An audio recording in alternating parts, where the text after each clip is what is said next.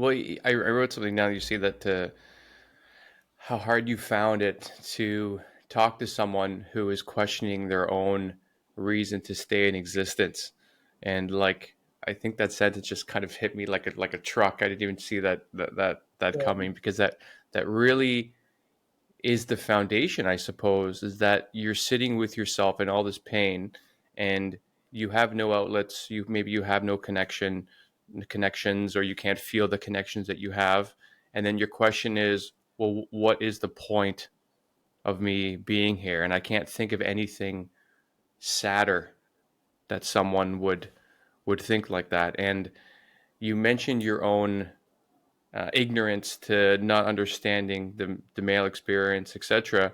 And obviously, I'm sure you know at this point that that's through no fault of your own. I think that's just the way the world is. It's kind of hard to see outside ourselves, especially across Mm. gender lines, unless you happen to have someone very close to you that is constantly reminding you how they live. Like, let's say a man who grows up with several sisters, or vice versa, so you can kind of understand what that world looks Mm. like. And I think the feminism movement, what I think it's done very well over the last 60 some odd years, is that it has helped a lot of men, at least, and people in general, understand the plight of women and what they go through and what it's like as lived experience for women. I would say Me Too has done a lot of that for me, which I didn't expect. Mm. That a lot of women will move in this world with more care or worry for their safety just walking down the street during the day or at night, where I've never, I don't think, given it a thought, unless I'm Mm. in a crazy dangerous city at a crazy night, at the time of day. And so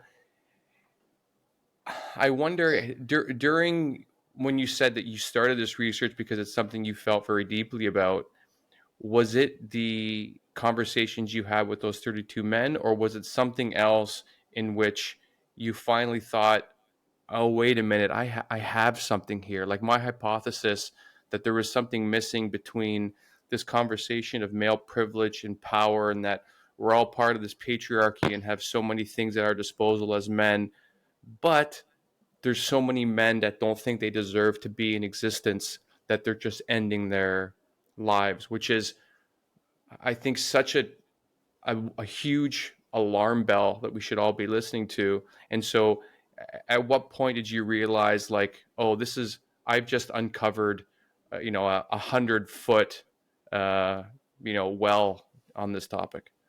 Mm. I think I had that feeling right at the beginning because I thought it just the divide between those two positions of that sort of that dialogue of privilege and these, you know, suicide in some ways it's hard to imagine a bigger manifestation of pain of of an expression of a deeper pain than to, Mm. to feel that it's just unbearable to carry on existing. And for somebody to get to that point and to also be socially framed as having all the privilege, like there was something in that just made no sense to me. Mm. And that was really then the starting point. But I couldn't have anticipated going in how much I would, uncover. I was kind of, um, I just was out of the traps and off. And it was really, Michael, I have to say, it was through the generosity of what was shared with me by those people, not just in that study, but in all the studies. I am really moved by the amount of intimacy that gets shared, whether that's in interviews or in surveys or messages that people send me. And it's very interesting because we'll talk later about sort of the masculine norms around emotional suppression, for example, and how that can impact men.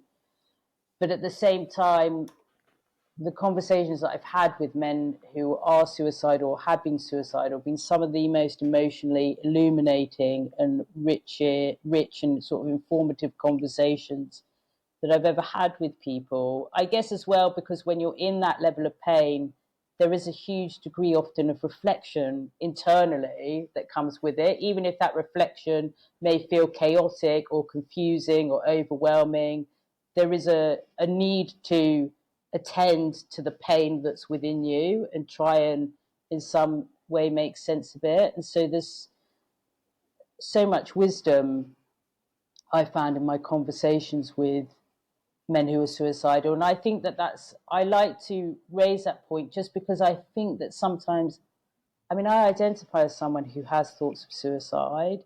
And I think sometimes it feels like it's a disempowering thing to admit to people because you feel like you're admitting to people, I do life not as good as you do, because there are times in life where I feel like I don't know that I can keep doing it. And so sometimes I think, or, we have a very prevailing kind of illness framework that we put on the notion of feeling suicidal, which again is kind of a disempowering narrative. And I'm in no way saying that if you have thoughts of suicide, you don't need to take them seriously. Absolutely, you have to take them seriously. You have to take responsibility for them. You have to learn how to manage them. But they also can be so instructive because in a way I found the conversations, the reasons why people don't feel like they want to exist anymore tell you in some ways the things that make life meaningful. Like I've never had a conversation with a man who said to me, oh, I just wish I had 6 Ferraris and 200 women to sleep with and holidays in Hawaii. They want meaningful connection with people. They want a sense of purpose. They want a Right. feeling that they have value to others, that they're contributing. And so all the time it's anchoring you back in what makes life, I think ultimately meaningful and purposeful for the majority of us.